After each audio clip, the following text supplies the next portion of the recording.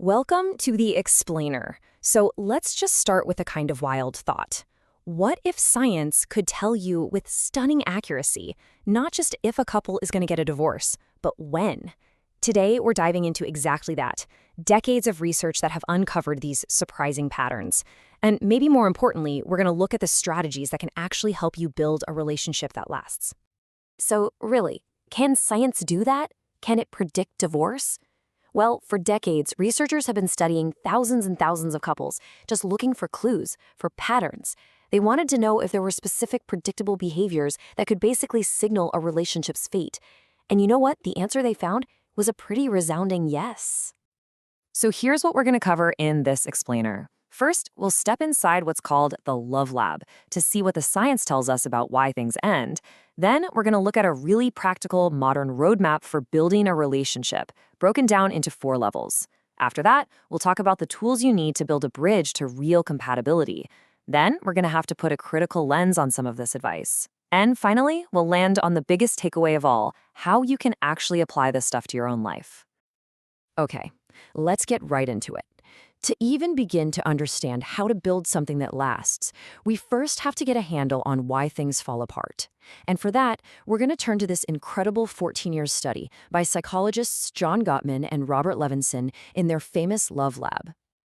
What they found was just fascinating. It wasn't just one kind of problem or one kind of unhappiness that led to divorce. Nope. Their data actually showed 2 completely different paths to splitting up. One path was like a fiery, early burnout, while the other was this slow, quiet fading away, years and years down the line. And they called this their 2-factor model. So this table here breaks it down perfectly. On the one hand, you've got these volatile couples. They divorced early, usually within about 7 years. Their arguments were just explosive, right? Full of anger, negativity, and this classic attack-defend cycle.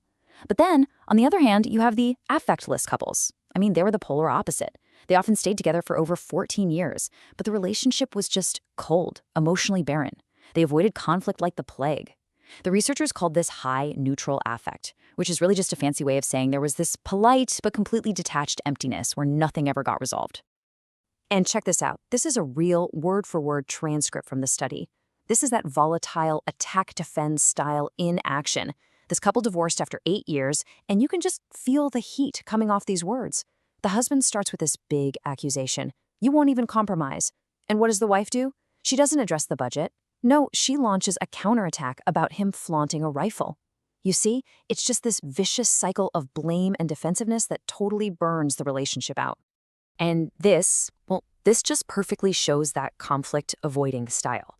This couple was married for 26 years before they divorced. The wife brings up something really vulnerable here. She feels like his dad thinks she's stupid. But watch how fast it gets shut down.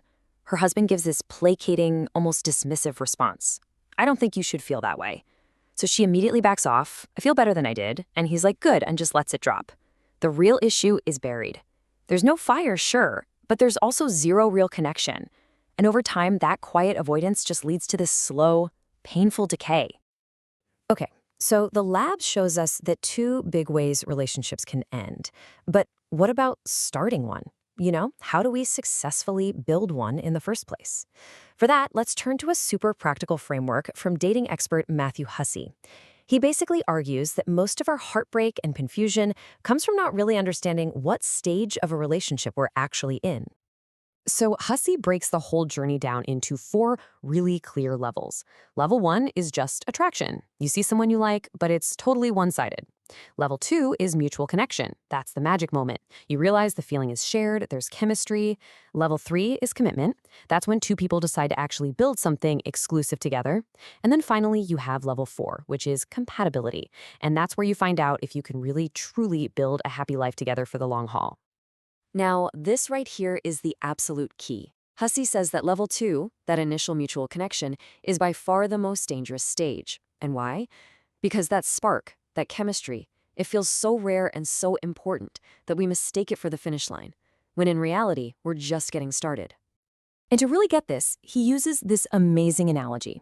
He says a mutual connection, level 2, it's like finding a beautiful plot of land. You can see all the potential, right? You can imagine this incredible castle you could build on it. But that land, it's worthless without a builder. In fact, you need 2 builders.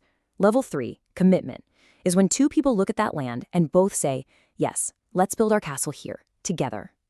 Without that mutual agreement, you've just got one person sitting there trying to build a castle all by themselves, while the other person is just kind of enjoying the view. So how do you find out if the other person is a builder or just a tourist passing through? Well, you have to ask. You have to have that talk. Moving from level 2 to level 3 means having the exact conversation that we are often the most terrified to have. We're afraid we're going to ruin the vibe, or we'll seem needy, or that we'll scare them off. But Hussey's point is that every single great relationship is forged in the fire of these hard conversations. And this right here is a masterclass in how to do it. Hussey actually tells this incredible story about his own wife, Audrey. Early in their relationship, he was being kind of inconsistent. After a bit of silence, he sends this pretty low-effort text, "I miss you." And instead of just saying it back, she sends this. "Hey, I hope you're well. To be honest, when you send a message like that, I'm not really sure what to say. We haven't really felt that close for a while now." And then, bam, the knockout punch of honesty. This message comes across like a bid for attention. I mean, it's brilliant, right? It's kind, but it is firm. And it forced him to decide right then and there if he was a builder or just a tourist. Okay, so you did it. You had the hard conversation, you found another builder, and now you're at level 3, commitment. That is fantastic. But, as the Gottman Lab showed us, just being committed doesn't mean you won't end up divorced 15 years later. You still have to get to level 4, real, genuine compatibility. So what are the tools you actually need to build that bridge? Well, for the tools, we go right back to Dr. John Gottman. After figuring out what breaks relationships, he laid out the principles for making them work. You can think of this as the actual toolkit for your two builders. For example, building love maps just means you're actively learning your partner's inner world, their hopes, their fears, their silliest childhood memory. And turning towards, that's about the small stuff. When your partner points out a bird outside, do you grunt or do you actually look? That tiny choice, repeated over and over for years, that's the difference between connection and just decay. These aren't just fluffy ideas. This is the day-to-day work of building a life together, of building that castle brick by brick. But we have to stop and ask, is all this advice, all this science and strategy, is it helpful for everyone? Or does it have some serious blind spots? Now we need to bring in a critical perspective, one that comes from a lot of women who have been on the receiving end of the modern dating advice industry. So a really common critique you'll see online is that a lot of advice from male gurus, even when it's well-intentioned, can accidentally put the burden of making the relationship work almost entirely on women. The argument goes that by focusing so much on having the perfect scripts and strategies to get a man's commitment, a woman's focus can subtly shift away from her own standards and towards just winning his approval. One person online called it creating a new generation of pick-me-ishes. And this quote from a Reddit user really gets to the heart of that criticism. The feeling is that even the smartest, most sophisticated advice can end up being a game of how do I please him, instead of a process of figuring out if he is able and willing to please and impress you. It's a fundamental question about which way all the effort is flowing.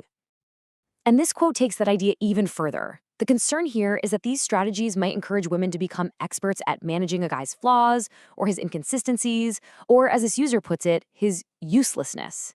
The critique suggests that maybe the better strategy isn't learning how to expertly handle a partner who needs constant management, but simply choosing a partner who doesn't.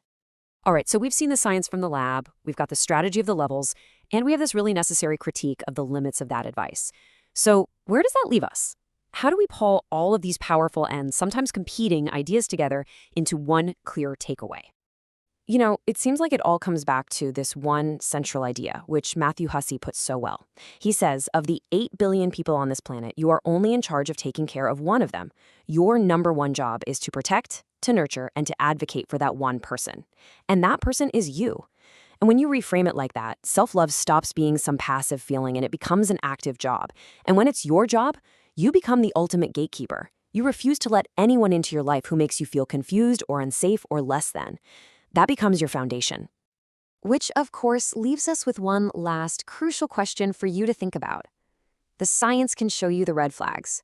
The strategies can give you a roadmap. But at the end of the day, you are the one who has to decide what goes into your personal rule book for relationships. You have to be brutally honest with yourself first, so you can be honest with everyone else.